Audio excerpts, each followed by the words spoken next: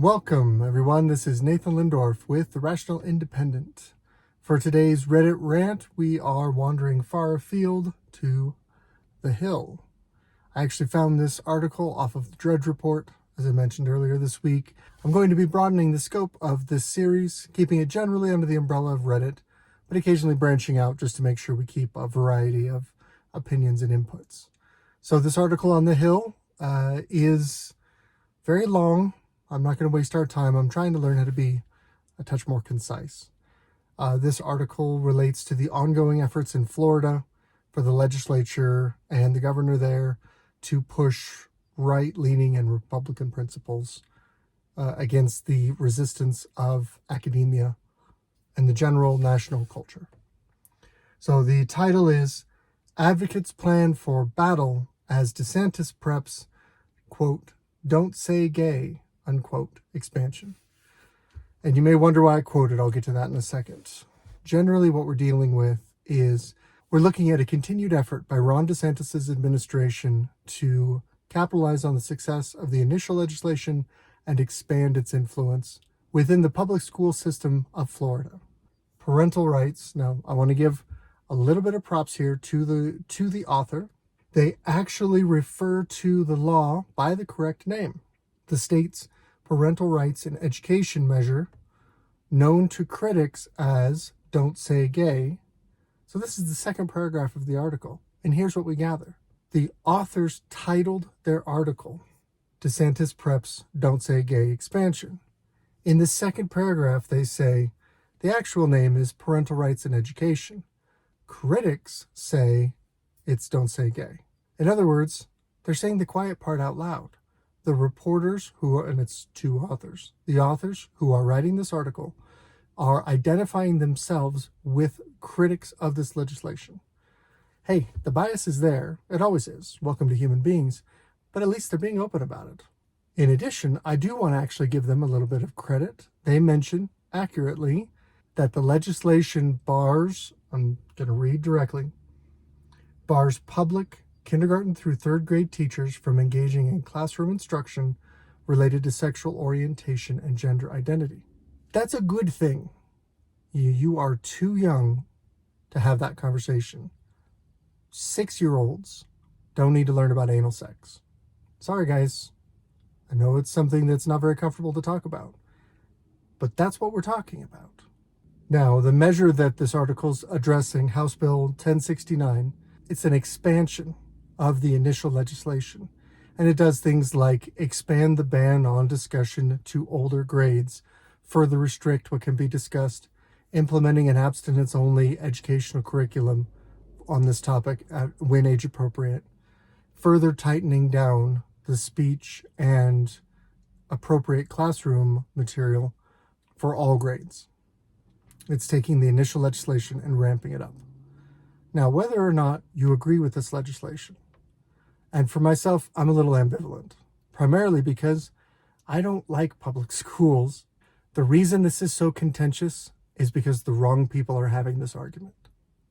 The reason why this is an argument is because the power to have this conversation is in the wrong place. Let me put it this way. If you want to cure social ills, the worst place to do it is legislation. The worst place to do it is a government program. And here you have legislation that governs government programs. The wrong people are having this conversation. Public school is important because everyone needs a basic level of education. But if you try and make public school do everything for a child, then you're going to run into problems. You can't have values-based conversations with children in a public school because the public, by definition, has a divergent set of values and principles. One set of parents will not agree with another set of parents. Even within the same family, you're going to have disagreements. Even among married couples, you're going to have disagreements about the proper principles with which to raise children. It's hard to come to agreement here among a small group of people. But what we're really saying, and this is why I'm not necessarily a fan of expanding this measure, even though I like Governor DeSantis, I think it's wrong to push this because what we're doing is we're using the apparatus of the state to force a top-down decision on these are the values for all students in the state of Florida. There are individuals who don't want to agree with those top-down values that should be free to disagree, but their participation in this government program is mandatory. You have to go to school, and now top-down, we've decided schools have to teach these controversial topics in this specific way. I'm also not a fan of using schools to indoctrinate people. All you're doing is switching to the other side. You are doing the pendulum swing. We talked about this in some shorts last week. If you're not comfortable giving your opponents control over this issue, don't give it to your side when you have the majority.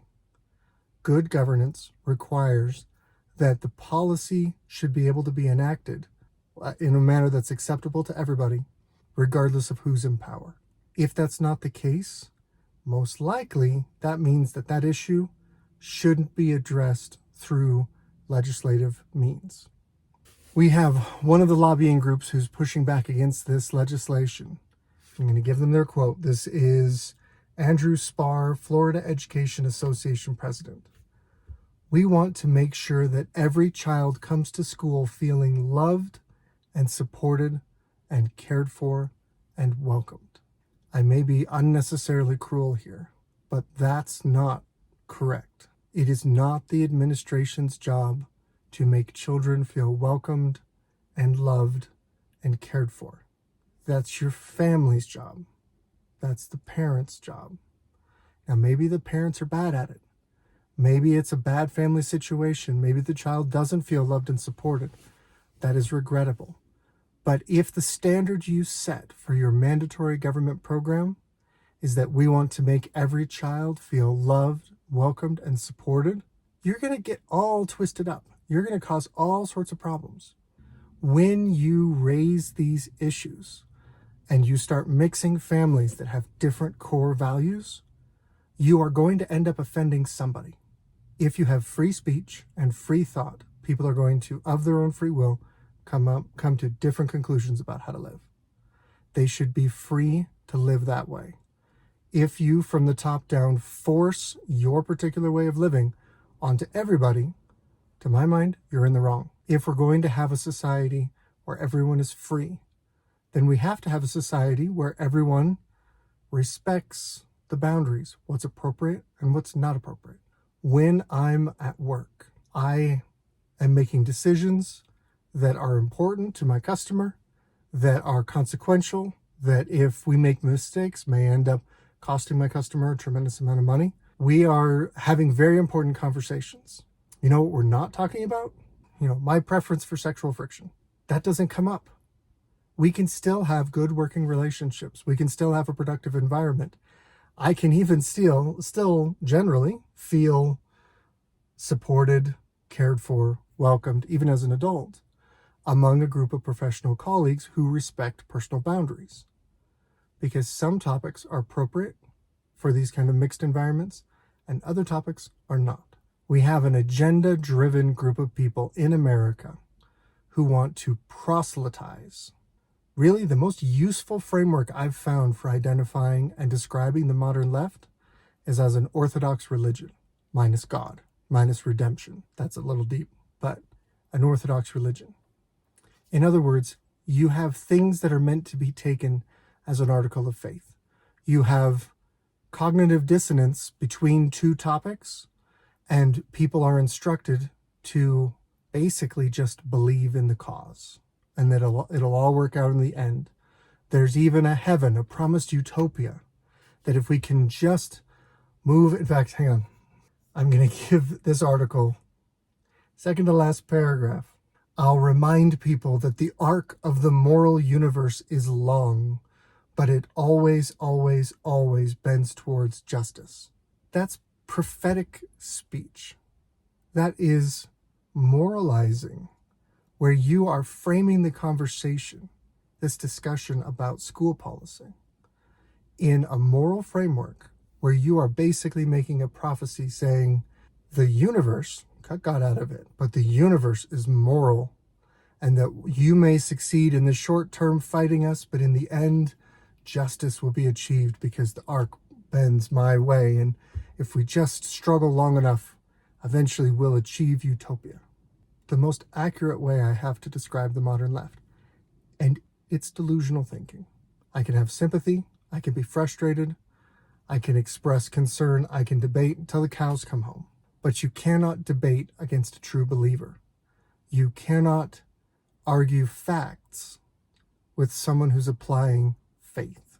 You're having two different conversations and you're talking right past each other. You cannot discuss justice and fairness to someone who's viewing an issue through a frame of moral outrage or frame of catastrophe or genocide. If you see the house is on fire, you need to yell until everyone wakes up. If you don't yell loud enough, some people might die in the fire. You can't have a debate about tax policy with someone who's acting like the house is on fire and needs to yell until he wakes everybody up. You're having two very different conversations and you'll just talk past each other. My first stab at an article off of Drudge Report. The Hill is a bit of a mess. This is a partisan political fight, and to my mind, it's misplaced. This conversation does not belong in schools. This is one of the problems with a top-down schooling solution. Not everyone's going to line up. You're not going to make everybody happy with everybody else. We're never going to sit and sing Kumbaya between people who have fundamentally different values. This is one of the reasons why I'm an advocate for school choice. This is one of the reasons why, generally, I think charter schools are one of the best options out there. And here's why. If you devolve control of the school and the curriculum and the school culture down to a more local level, you allow for the ability of variation from one culture to another, from one group to another, from one set of demographics to another, from one racial origin to another. You can allow each school to flex and change and offer a perspective that is more tied to the core values of the student population and the families that attend that school. If you allow school choice, where the dollars follow the student, then the family is free to choose the school that is close to them that best matches their ability. If you fund it through state funds, then you should help balance out some of the economic disparities from one school to the next. If you leave schools requiring them to be locally funded, you're going to end up with some schools that are desperately poor, who don't need to be. We are a wealthy society. We should pay for the education of our children. Generally, I'm not against that. It's a public good for us to be educated. The concern I have is with the top-down control.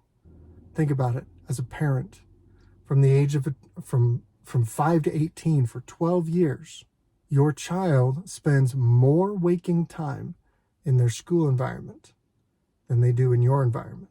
Is it any wonder that you might have a mismatch in values by the time the child goes off to college? Is it any wonder that they go off to college and they end up spending all of their time surrounded by people who have very different values than you? And suddenly you wake up one day and you don't recognize your child anymore. They believe things that don't line up with you at all.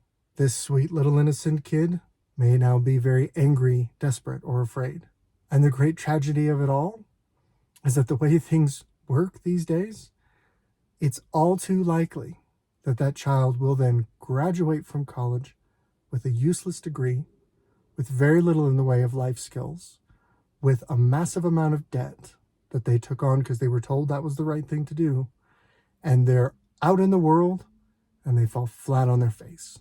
And then they come home to you and it's your child and you want to support them and you want to care for them, but they also hate you a little bit because you espouse beliefs they don't agree with anymore. Is this any recipe for success? Does this seem like a good plan to anybody? How long do we have to watch this cycle go before we realize, hey, maybe we should do something differently?